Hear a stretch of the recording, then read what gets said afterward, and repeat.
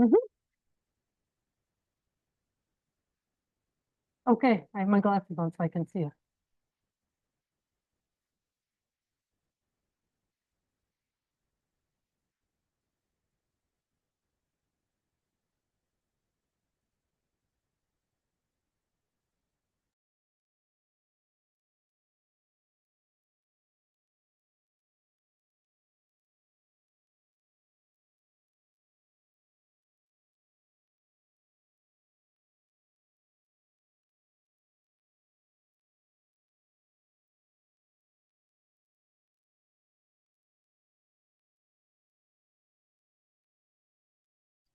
Good afternoon. Welcome to this month's Biotech Talk here in the Biotechnology Center. My name is Sandra Splinter-Bondurant, and I'm the director of the Gene Expression Center here in the Biotechnology Center. And today, joining me for today's talk will be Anthony Veltri, a bioinformaticist within the Biotechnology Center's Bioinformatics Resource Core. Today's seminar will be presented in two parts.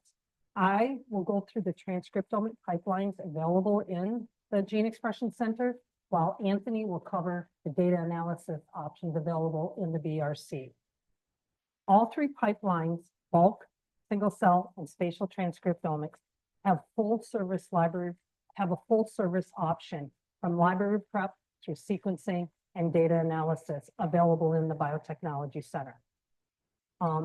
We strongly recommend clients when they're beginning to design their experiment or their studies that they meet with us to discuss the project so we can share with you what the options and the applications that are available in the Biotechnology Center for your study. In addition, Biotech now has an online service request portal for you to request your services. So if you do not have an account with us and you're getting ready to perform an experiment, please send us an email and we will create an account for you for requesting services online. So this is what I like to call the evolution of UWBC transcriptomic services. Up on the top, we have a Lego image of the brain. And the Lego colors within that image of the brain represent different areas or cells within the brain. And then below, I have a little bit of a timeline that shows the progression from when we started with bulk RNA-seq services in 2009, which was at the purchase of the Illumina GA, the first Illumina GA2 sequencer by the DNA sequencing facility. So we started bulk RNA-seq services in that time. And then in 2017, we progressed to providing single cell services with the purchase of the 10x Chromium controller instrument. And then as technology continued to evolve and we progressed to the capability of doing spatial transcriptomics, in 2023, we purchased the 10x the 10x Visium Cytosys instrument, and we began offering services in 2023. So I'm going to give a brief 2,000, or actually a 10,000 overview of the services that are available in the Gene Expression Center today. I'm not going to go into detail about these services or the technology themselves because I'm on a limited timeline. So first off, our bulk RNA-seq services. We offer two primary applications. One for the Illumina sequencing, which is what we typically refer to as our short read sequencing or standard read sequencing. That application is used typically for gene expression studies. And then we also do the PacBio sequencing, which is also known as the long read sequencing, where we're trying to sequence the full length transcript. As I said, both of those are available in the Gene Expression Center. The Illumina sequencing has multiple library prep applications available to meet the needs of campus, whereas the PacBio, we only provide one library prep for RNA-seq, and that's called the IsoSeq library prep. Both of these applications, we strongly recommend that the RNA be DNase treated, free of genomic DNA. The QC metrics for both are similar. We strongly recommend that your 260-280 ratio be between 1.8 and 2.2, and that the 260-230 ratio be similar, indicating pure nucleic acid. And the next thing that is just as important is the integrity of the RNA. Is it intact or is it degraded? And we do that assessment by running these samples on the Agilent tape station or the bioanalyzer. And the instrumentation software will calculate a RIN, or what is known as an RNA integrity number for us. The scale is 1 to 10. The higher the number, the more intact your RNA is. So we recommend anything less than 7, we have a conversation about, because we're shooting to be greater than 7, indicating intact RNA. The next service topic is our single cell services. And we provide services for 2 technologies. The 10x genomics application, which is based upon the drop-seq method developed at Harvard, and then the Parse Biosciences single cell, which is based upon the split-seq methodology. So under the 10x, I've just listed a couple of the more popular services that we provide within the Biotechnology Center. There are other applications available, but for sake of today and brevity, I just am including the more popular ones. So for 10x, they recently launched their new GEM-X technology, which had many improvements. One of the significant improvements that is probably most relative to many clients is the capability of now being able to capture 20,000 cells per sample. Prior to the GEM-X launch, 10,000 cells per sample was the maximum capture. So now we can do 20,000 cells per sample. In addition, the capture efficiency raised from 60% up to 80% on these capture efficiencies on the instrumentation. They've also seen a 2-fold reduction in the multiplet rate within this sample collection. So the GEM-X has been a significant improvement, and we've started offering services for them. So for the 3' assay, which is probably the most common, that's available in either human, mouse, rat, as well as non-human primate, marine, insect, plants, and so forth. GEM-X 3' typically involves working with fresh cells, creating a fresh cell single cell suspension. The GEM-X 5' includes both gene expression and the capability to do immunoprofiling with the BDGA add-on kit. That too typically works with a fresh single cell suspension. You can do both immune profiling and gene expression using the human and mouse rat. And you can also do gene expression with the rat and the non-human primate. Custom probes can be added into this if so desired. The next upgrade was the Flex. And this is a little bit different from the first 2 that I talked about, in that these samples can be fixed prior to submission for performing single cell. The Flex is ideal for clients that maybe want to do a pilot, where they just want to get a first pass on the data. In addition, the Flex allows you to do maybe a time course study. Okay, so we're going to be collecting samples at different time points, whether it's hours or days or weeks. You can collect those cells, fix them, and store them until you have all your samples ready, and then submit them for service within the Biotechnology Center. Again, those top 3 all give you the capability of collecting now 20,000 cells per sample. The next one, which is a recent launch, is actually the on-chip multiplexing assay. That's available for both 3' and 5'. And the difference here is that this assay allows you to only collect 5,000 cells per sample. And the reason that is it does an on-chip multiplexing technique. And this is the only screen that I'm going to go over in regards to the 10x technology, because they don't have time. 10x on their website has many wonderful videos available, tutorials for looking at the technology and seeing how it works. But here, for the sake of just clarification for on-chip multiplexing, you can start out with 4 samples, okay? Our GEM chips have 8 lanes. So you can load up to 8 samples per GEM chip. But with the OCM chip, you can load 4 samples, targeting 5,000 cells per sample, load them on the chip along with all the other necessary reagents, run the chip, and when the chip is done running, it will combine those 4 GEM-created samples for wells 1 through 4 or 5 through 6 into an independent cell reservoir for recovery and continuation into the into the library prep. This is a cost savings for samples, which will all be uniquely barcoded and tagged, combined at the end for a single library prep. A nice cost savings offered by 10X on this. This would be ideal, again, for pilots, or if you have a very homogeneous cell population where you don't need to collect as many cells, or maybe even if you're going to do cell sorting prior to the assay, where you're just, again, focusing on a very specific cell population. So this next screen is the pipeline that's available in the Biotechnology Center. There's multiple cores that are involved in here.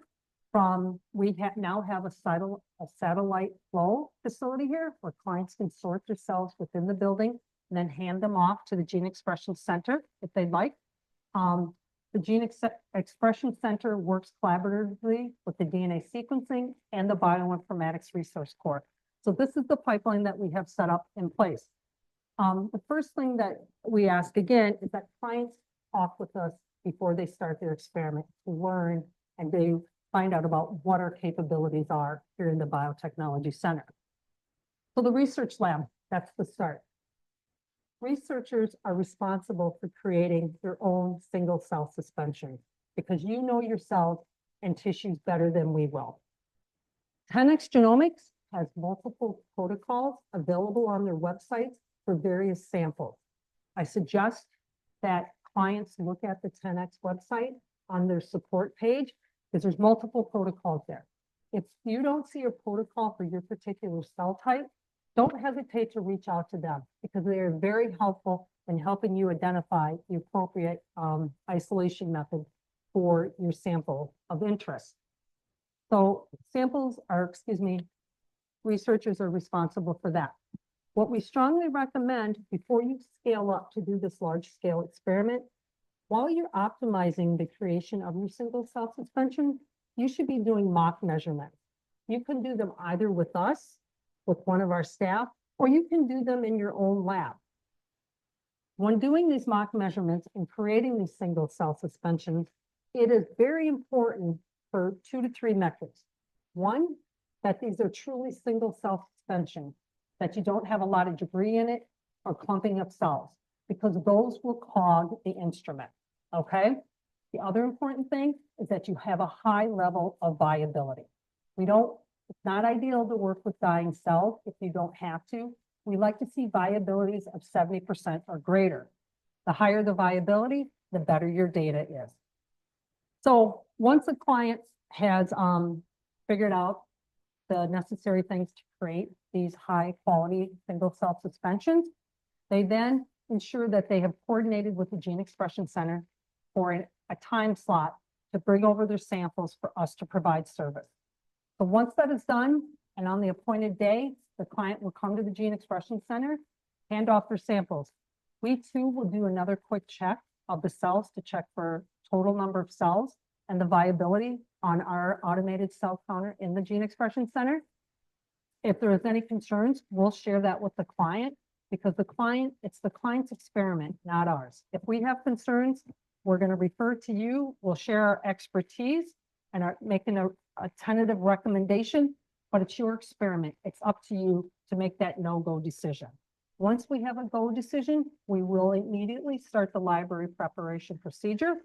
At the end, we will do QC on them. If the QC looks normal, we'll automatically submit the samples or the libraries to the DNA sequencing facility for sequencing. We'll first do a low-pass sequencing on these libraries for QC. We will use that QC to determine what the final output of sequencing will be on the NovaSeq X Plus. If we have any concerns from that low-depth sequencing, we will contact you to discuss what our concerns will be. So again, if it looks good, it immediately goes on to the NovaSeq.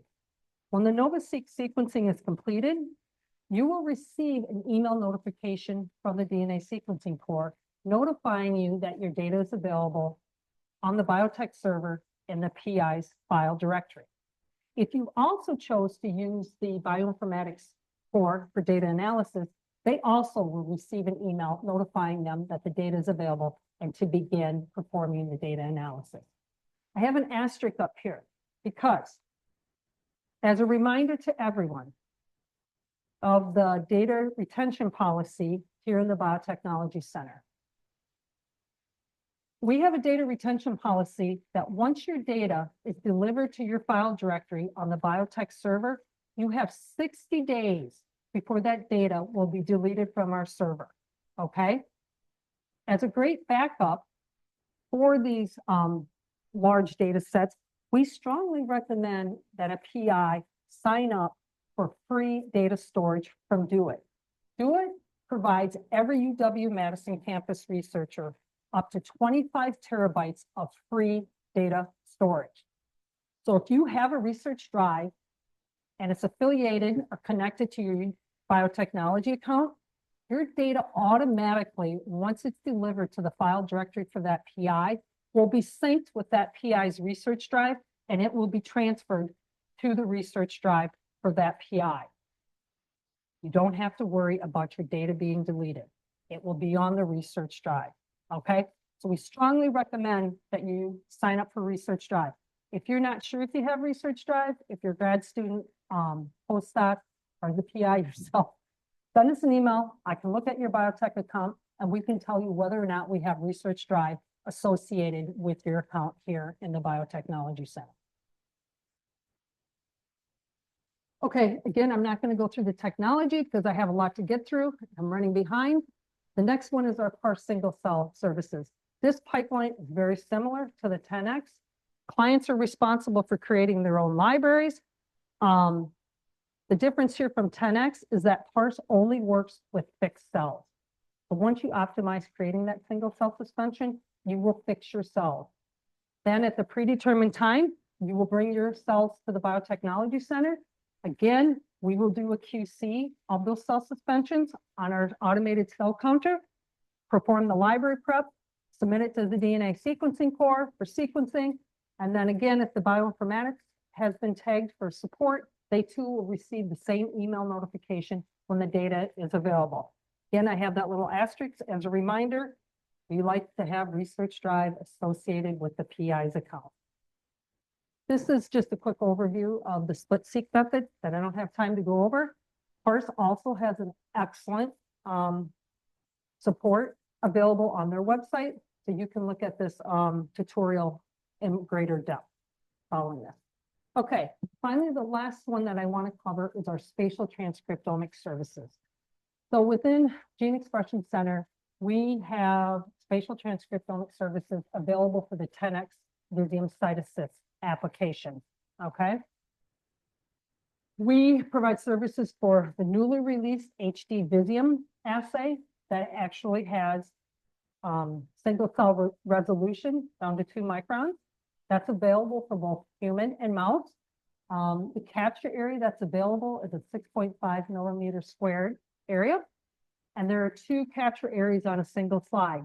So in a single slide experiment, you could do a normal versus a disease on that single slide with the HD. The standard Visium has a much lower resolution at 55 microns. They have 2 capture size areas available. If you have a bigger tissue, then that what the 6.5 will allow. Maybe you want to consider using the 11 millimeter squared area so you can capture that entire tissue. So again, off the shelf, you can do both of these assays using the human and mouse, or you can create an assay using custom probes with 10X Genomics. The Visium CytAssist service is offered in collaboration with the Trip Lab, okay? The Trip Lab will work with the client on determining the quality and the placement of the tissues onto the slides that are to be used for this assay. However, if you have your own histology core or another pathologist you want to work with, that's fine too. Because 10X has excellent protocols that you can follow to ensure that you're preparing the slides appropriately for a spatial transcriptomic experiment. And then also we do support some spatial transcriptomic assays that are provided by the Trip Lab. The V1, which was the first version of spatial transcriptomics, was carried out down in Trip. Those now primarily are only for legacy projects of the advancements in the technology with the spatial. And then we also support the nanostring applications for spatial that Trip provides as well. Again, here's just a brief overview of our workflow. Again, working with the trip lab or your pathologist or histologist, you're going to want to make sure that you prepare your slides appropriately according to the 10X protocol. Once that has been hammered out, those slides can be brought to the Gene Expression Center, and we will perform the services to create a spatially prepared library for sequencing. Once those libraries are completed, we submit them to DNA sequencing. The same thing happens. Notification goes out to the client and the BRC if they've been chosen for data analysis support. Again, another star, reminding people, get research drive. A brief tutorial overview again of the spatial workflow. And again, go to the 10X website. They have great tutorials for you to follow, to look at, to get a better understanding of the technology. So with that, I would like to close. I'd like to thank you for your attention. If you'd like to schedule a meeting with us to discuss one of your projects, please don't hesitate. Email us at the email address above up there. I've included a QRL code. Take a snapshot of that to go to our webpage to look at the services available. And then I would be remiss if I did not acknowledge my staff within the Gene Expression Center. So we have Lauren Wells, who is my lab manager, who oversees pretty much the daily operations going on in the lab. She's also cross-trained on multiple applications. We have Harrison Pantera, who's our 10X single cell lead. We have Bridget Benny, who is our 10X spatial transcriptomic lead. Then we have Young Ha Kim, who is the Parse Biosciences lead. And then finally, we have Katarina Volkman, who is our bulk RNA-seq library prep lead. So with that, I'd like to say thank you for your attention. And I would ask that we wait for your questions till the end of the talk to ensure that Anthony has time to get through his slides today. So thank you very much.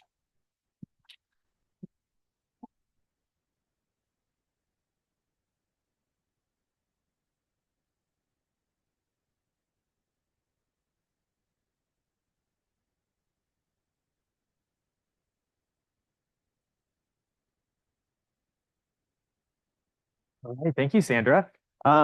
So yeah, and I am Anthony Veltri. I work in the Bioinformatics Resource Center here at the UWBC. I'm struck by the sort of setup of this talk because I think it's really emblematic of how we run things here at UWBC. There's such close collaboration between us in the bioinformatics side and the gene expression side. We're often, in the same meetings with clients. Harrison and I were on a meeting this morning with someone. And so I think it's a really good system. We have a really nice way of working with clients and collaborating with everyone. So what I'm going to talk to you about today is the services we offer in the BRC. I'm going to focus mostly on the single cell and spatial transcriptomics side, but we'll go through all of that. And just to introduce the people in the core, so our director is Derek Pavlik, who's been here for many years and has a lot of experience running the core. There's 5 of us in total, and we all kind of specialize in different areas. And we can provide all kinds of different things. So consultation on the experimental design side, as you're meeting with GEC about your experiments, we love to be involved in those conversations as well to help make sure that you'll get the most out of your data in the end. We can also do custom analysis as well as the standard pipeline. So any of the sort of normal processing that happens downstream of your data, we can handle. But if you want to go a little bit further, we're game to try that too. And we'll talk a little bit about some of the things we can do with single cell in that regard. And finally, we also offer workshops and training. John Eves is the one who runs most of those. So maybe you or some of your students have been involved in those training workshops, but keep an eye out for those. They're posted on the BRC website and they happen regularly. So it's a great way to kind of get your feet wet in learning some bioinformatics skills and data analysis skills. So I first want to just talk a little bit about like why you might come to us for your data analysis. Particularly when every day there are new standard analysis tools that are coming out. And they do a great job, I would say, at providing standard analysis. Some of the examples of this would be the Parse Trailmaker pipeline for single cell or the Loop browser from 10X. These are really awesome tools that we recommend so that you can get your hands on your data and start generating hypotheses and learning about what's in your large data sets. But the thing about these tools is that if you need to go further, that's where you might have a little bit more difficulty using the standard tools. So if we need to look at specific hypotheses, if you want to collaborate with someone and generate new ideas, that's where you might come to us for those types of analysis. And I think that's one of the really big benefits of having us as a resource in the center is that we really can give you more return on investment with your custom analyses. These are expensive experiments. We know that for sure. So we hope to, just help you get the most that you can out of that data. And we love to collaborate. I love doing this type of analysis and working with different people on different projects. So I think always that collaboration just sparks new ideas. So that is that. And then what we're going to talk about for the rest of the time is just sort of the standard analysis workflows that we have for single cell and spatial transcriptomics. I'm going to give you some examples just as inspiration for what you might be interested in doing if you decide to go beyond the basics of those types of analysis. And then we will talk just a little bit. I have one slide about where this is all going in the future. So I would also be remiss if I didn't mention that we have this bulk RNA-seq analysis pipeline. I'm really not going to talk much about this, but there's a ton that you can do even with a bulk RNA-seq assay. And you can see the diagram of sort of the standard workflow there, doing alignment, quality control, comparison between conditions, pathway analysis, and generation of these reports. So all of this is available from us as well. So don't forget that if you're planning a bulk experiment. But I'm going to focus a little bit more on the single cell side today. So just to start out, once the data has gone through the pipelines that were just mentioned in terms of sequencing and the library preparation, once you get data back, usually what is returned is just raw DNA sequences that came off of the machine. So the most important step, as I'm sure everyone is aware, is just making sure that we can figure out where those sequences come from biologically. So we have two different sort of separate, I guess you could call them packages.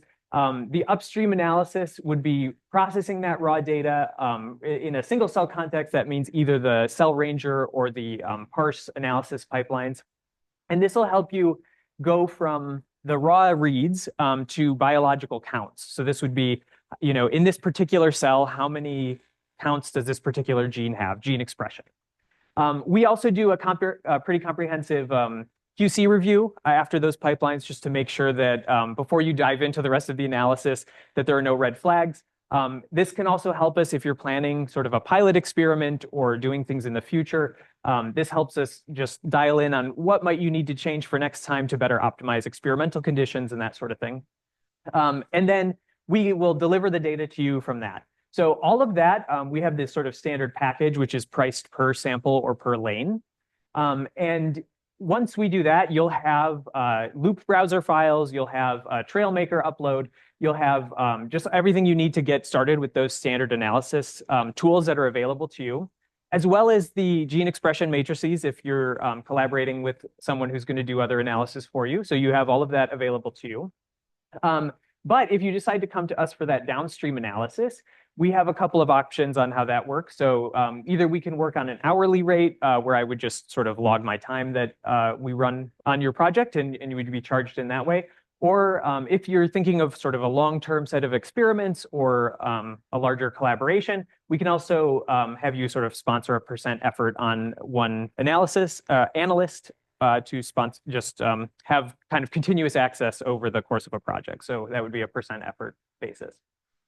So the downstream analysis, this is where things get really interesting. So, we've got some basic QC that we can do with just those initial, mapping and things like that. But once we get into the actual information about the cells, we can start looking at, how many cells in this experiment look like they're alive? How many look like they're robustly, proliferating, those sorts of things. We can get into much more specific biological QC metrics. Then doing normalization, visualization, things like UMAP generation, t-SNE generation, these kind of standard plots that we see in single cell papers all the time, as well as the sort of integration and batch correction that will help you, get rid of individual differences between mice or between subjects. And then continuing on through the clustering, identifying these really relevant biological populations within your single cell experiment, the identification of those, which often, takes a lot of, staring at marker genes and looking at gene expression in databases and things like that. That's a puzzle that I love to do. And we collaborate closely with the clients as well at, bringing in your expertise when we're working on those things. And then finally, sort of, differential expression and all of those things. So that would be sort of a standard workflow. You probably see 1,000 papers that do that. But what I'll tell you about next is some other things that you might do with your single cell data that are a little bit less standard and can really kind of amp up the impact of your work. I want to emphasize as well that any of the stuff that comes out of our standard analysis pipeline, you will be able to do your own analysis downstream in these point and click tools. We're not trying to gatekeep any of your data. It's all coming to you, so you can always go and explore the data yourself. And we also have these different options downstream if you're interested in us doing part of the analysis and you want to pick up in a certain aspect. We can run it in any of these kind of standard ecosystems for single cell analysis, whether that's Seurat in R, the bioconductor ecosystem in R, or ScanPy in Python. So whatever you prefer, we can make that happen. The first thing that I want to talk about, this one is sort of at the very front end, is the optimization of these cell clusters. We often see a situation where there's an unsupervised clustering algorithm that kind of spits out a number of clusters, and then we have to spend a lot of time trying to figure out, are these relevant? Are these important clusters? Did it split the cell population we're interested in half? And there are a lot of different, more advanced ways that we can run these clustering algorithms to really fine tune it to your biological populations. And really, it's important to kind of bring in that biological thinking into this stage as well. So, we can help you navigate those choices. What I'm showing you here is the exact same data set using a whole bunch of different methods of creating cell clusters. And you can see in some of them, we've, maybe split a cluster in half. Oh, I guess you can't see my thing here. Hold on. There we go. We've split some of these clusters in half, where in other places they remain intact. Sometimes there's other little populations that show up that maybe don't show up in other methods. So there's a lot of different ways that we can approach this clustering, and we can spend the time to really get it right for your experiment. Because the one size fits all approach doesn't always fit everyone's data. So another thing that we'll do is on the side of the prediction of cell types. This is a really cool way to analyze your data, is that we can take, if you have a sort of a favorite author or favorite publication that someone else has done a data set or created a data set for your cell type of interest, we can use machine learning models to train on a specific data set and then transfer the labels over to your own data set. There's been huge advancements, I think, in this area, particularly just in the past months to years. And we're getting new databases all the time. So I think this is a really exciting area where we're going to be able to do better and better predictions from these types of data. So we can also work, one thing that we see often is someone's working on a strange model organism or something where there's not a lot of publicly available data, really pioneering an experiment. And we can spend time with these public atlas projects or with databases and try and hone these in manually as well. But I think the most important is I love to do this very collaboratively, right? I'll come up with some ideas of what I think these cells are. We'll go back and forth. You'll say, oh, I want this marker gene to be this cell subset and those sorts of things. So we can really refine this and hone it in for your experiment. Differential expression, again, this is something that is a pretty standard thing that we do in single cell biology, but we have often this issue where there are not replicates in experiments. And so more and more, I think reviewers are looking for replicates in in these experiments, especially as the cost has come down to do them. And many of the sort of standard pipelines, if you look in the literature, many of these papers are using treating individual cells as if they are biological replicates when they're doing differential expression. And this is, fine. It's one way of doing things, but the issue here is that there's a correlation between cells that came from the same animal or the same individual. And that's what I'm sort of showing here is this correlation between cells within a particular population.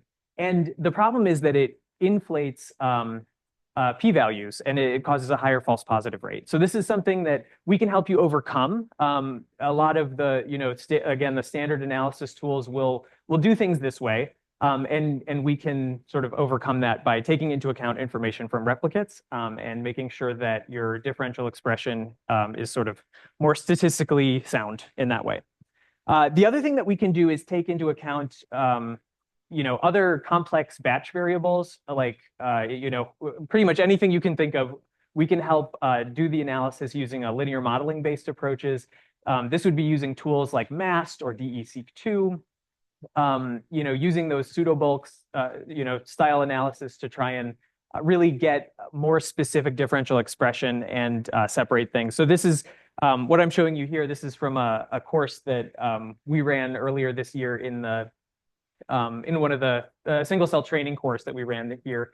And this is real data where you've done sort of the standard differential expression pipeline. And what we're showing is that the top and bottom genes expressed in these two different populations, which I know you can't see the labels, but the first four are one type of sample, and the second set is another condition. And you can see that if you use this MAST method, you can actually start to see some patterns emerging in this data, right? You see the sort of blocks of gene expression that you would expect to come out of this. So I think this, again, is an area that a lot of times people don't give much thought. They just kind of click the button and use those DE genes, but there's so much optimization that can happen here as well. The next thing that I want to talk about is, looking at the wrong slide, the multimodal experiments. So as was mentioned, there's a whole bunch of opportunities to bring in other either cell surface markers or ATAC-seq or different modalities of data where you can get not only gene expression, but chromatin accessibility or your surface protein expression within the same cells. And I think these technologies are really exciting because they'll allow us to take the strengths of all of those different types of sequencing and bring them in and create different things for this type of analysis. So the first one would be that site-seq. So that was, you can measure surface protein expression. We often see clients who are interested in doing flow cytometry or have a lot of experience in flow cytometry. You can sort of reproduce your flow cytometric biplots in silico and separate cell populations out that way, even if we might not be able to see your marker genes by RNA. Immune repertoire sequencing is another way that's really a powerful technique for looking at T and B cell receptor sequences and how those might change based on conditions in the immune system. We also, and again, that SC, the ATAC sequencing, the chromatin accessibility sequence can really help narrow down mechanism and find, which pathways or transcription factors might be active in a particular change of conditions.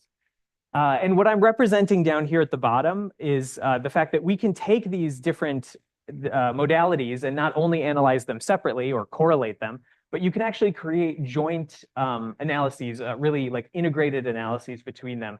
And so this is, looking at the clustering just with surface protein. So this would be a UMAP only representing the surface protein expression. This is just the transcriptomics. But we can also combine those things to create joint representations, create joint UMAPs that might help you tease apart even more specific cell type subsets by combining those into a single dimensionality reduction. So I think that's a really powerful technique. And again, as the cost is coming down on these things, I think it's just becoming more and more popular. The next thing that is another sort of beyond the basics thing would be trajectory analysis or RNA velocity.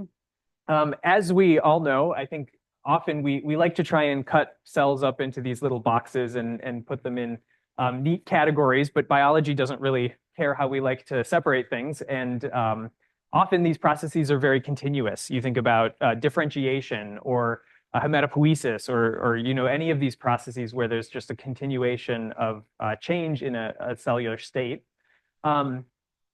We often want to look at these things in terms of their activities sort of along that differentiation trajectory or along the trajectory of that change. So one way to do that would be pseudotime, which is is sort of a measure just of the difference of a cell from its starting spot. So I'm showing you a graphic from the tool Monocle, which is showing a differentiation trajectory where you would have progenitor cells sort towards the top, and it would create these different lineages and organize these dimensionality reductions so that you can see how the cells might change over time and differentiate into two different cell types. That's a really powerful way of analyzing this type of data. The other thing, another method that's very similar in concept is this RNA velocity measurement, which it takes into account both the spliced and the unspliced RNA that's detected in any single cell experiment. And it uses that information to determine transcriptional changes. You can sort of imagine that in the nucleus, there's RNA being produced that maybe is not exactly the same composition as the RNA that's out in the cytoplasm. And the cell might be turning on new genes, doing new things, transcriptional programs. And so that unspliced RNA can tell us where the cell is about to go and the things the cell is about to do. It's starting to upregulate those things. So we're looking at a graph. This would be unspliced RNA on the y-axis, spliced RNA on the x-axis. And you can see as time goes on, when a gene is upregulated, it sort of increases in unspliced before then kind of reaching steady state, at that x equals y line. And then as a gene is downregulated, RNA decay kind of takes over, and we see less and less of this unspliced RNA as things are getting shut off. And then finally, the RNA decay returns things back to sort of, an off state. So using that information, we can model how different cells are in different states across your data set and create these sort of stream plots showing, are these cells upregulating genes that make them start to look more like these? And are these, progressing into these? So I think these are really powerful ways to just analyze any kind of process that takes place over time or, over the course of a differentiation. Back on that idea of mechanism, there's a lot of really great tools beyond just standard GSEA or pathway analysis tools that allow us to probe the mechanism that we have for different biological processes or changes within gene expression that we see in single cell data sets. A couple that I wanted to just highlight here are scenic, which takes into account gene regulatory networks. So you could imagine these as all the targets of a particular transcription factor. If they're all being upregulated together, that tells us something about the pathway that's being activated. So we can use this tool to figure out which, in particular cell clusters, which transcription factors are really driving changes. We can compare this across conditions to see, if you have, for example, a cancer data set and a normal data set, which are the transcription factors that are potentially being dysregulated in those different conditions. And it really is a powerful technique for helping you kind of hone in on what's causing the changes that you're seeing in the transcriptome. The other one is cell-cell communication. And this can sort of model the expression of receptor ligand pairs across different cell types, allowing you to figure out, are these particular cells in my data set potentially signaling to others and causing transcriptional changes across different cell types? I think this is another one that's really powerful, especially for cancer and other processes like that, where you might have a disruption of signaling between different types of cells. And so we can use this type of inference to help you get a more complete picture of what's going on between cell types in your data set. I am going to switch gear now to single cell, or from single cell to the spatial transcriptomics. I want to emphasize, though, that almost all of the techniques that we just talked about can be applied to your spatial transcriptomic data too. The type of data is, it ends up being very similar. We get the extra dimension of having spatial information, but a lot of the same tools can be applied to both. I'm going to highlight just a couple of things that are really kind of specific to single cell, or excuse me, to spatial analysis. But anything that you've seen previously, we can probably do it on the spatial side as well. This one, it works very similarly. We price our sort of standard analysis package per slide. Again, if you want to go further on the downstream side, we've got basically, the hour per hour option, or the per hour option, or the percent effort option. The only differences that we see here as well is, we got all mostly the same things. We've got some spatial and transcriptomic clustering.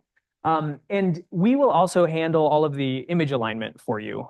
So the images that you get back from the Trip Lab or from GEC on the StudyAssist instrument, we can align those and make sure that all of your downstream data has that part taken care of, so you can just get to the analysis. The next sort of more special method that I am pretty excited about is there's been a really big proliferation of methods for doing spatial clustering or identifying spatial domains in spatial transcriptomics data.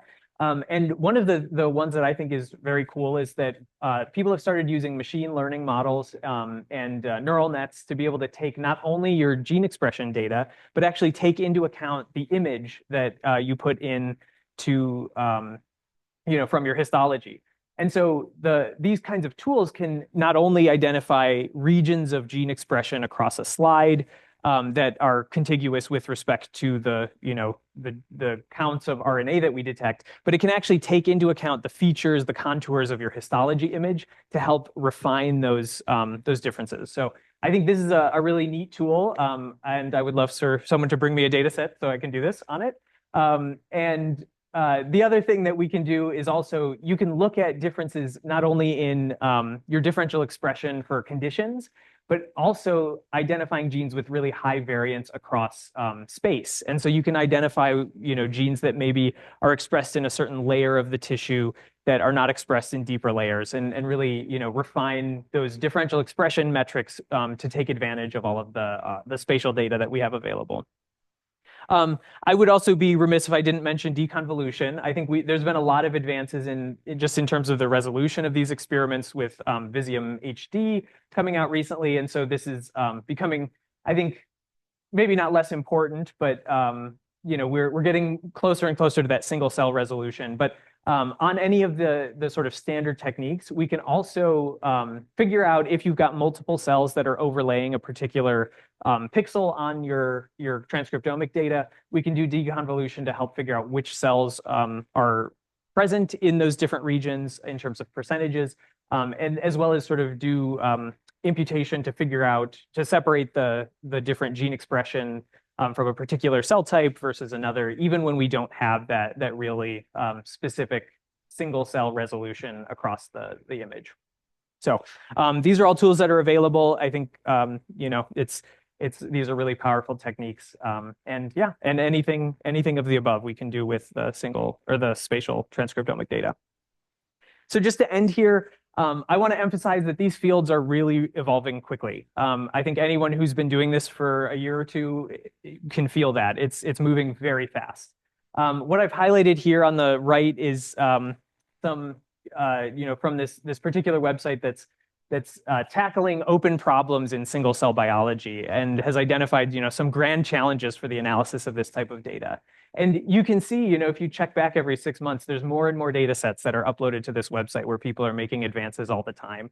And what I want to emphasize here is that we're really working to stay on the cutting edge.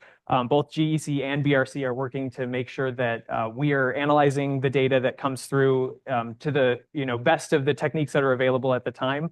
And we're constantly reviewing for better ways. So that's another advantage of collaborating with us, is that you'll never be behind the times.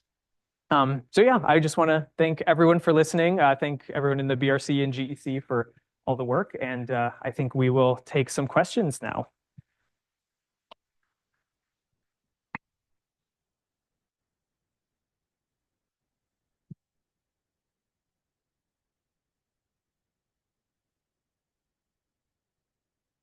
I'm not able to figure this out.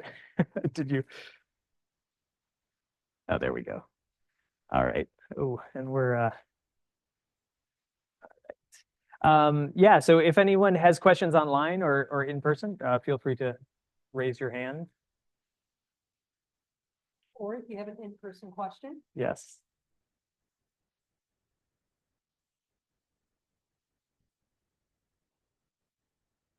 All right. Well, hearing none, I will just say if anyone wants to reach out, feel free to just go to the UWBC website. You can click through and reach the BRC or the GEC that way, or it's just BRC at biotech.wisc.edu or GEC at biotech.wisc.edu are the emails to reach out. So thanks, everyone.